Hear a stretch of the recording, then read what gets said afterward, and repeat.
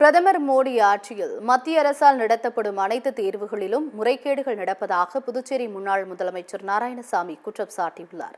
புதுச்சேரியில் செய்தியாளர்களை சந்தித்த அவர் மத்திய பாஜக அரசில் ஊழல் தலைவிரித்தாடுவதாக தெரிவித்தார். கள்ளக்குறிச்சியில் நடந்த சம்பவம் இனி வேறெங்கும் நடைபெறக்கூடாது என கூறிய நாராயணசாமி, புதுச்சேரியிலும் அதிக அளவில் இளைஞர்கள் உயிரிழப்புக்கு கள்ளச்சாராயம் காரணமாக இருப்பதாக கூறினார்.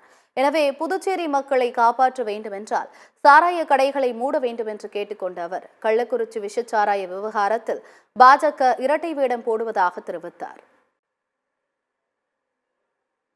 மே மாதம் 5ஆம் தேதி நடைபெற்ற நீட் தேர்வு அகில இந்திய அளவில் மிகப்பெரிய மோசடி நடந்திருக்கிறது. ஊழல் தலைவிரித்தாடி இருக்கிறது. குறிப்பாக பீகார் மாநிலம், குஜராத், மகாராஷ்டிரா, ஜார்க்கண்ட் போன மாநிலங்களில் பலவிதமான ஊழல்கள் வெளிவந்திருக்கின்றன.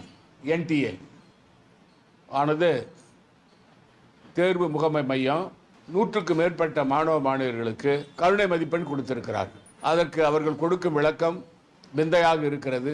அதாவது கேள்விக்கு அவர்கள் 2 விதமான பதில் இருக்கின்ற காரணத்தால் அந்த கேள்வியை மாணவர்கள் எழுதாவிட்டால் அவர்களுக்கு கருணை மதிப்பெண் கொடுத்திருக்கிறோம் என்று விளக்கம் கூறுகிறார்கள்.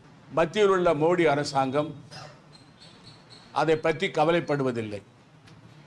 இதுவரை நரேந்திர மோடி அரசு எந்த விதமான பதிலும் நீட் தேர்வு கசிவு சம்பந்தமாக கொடுக்கவில்லை.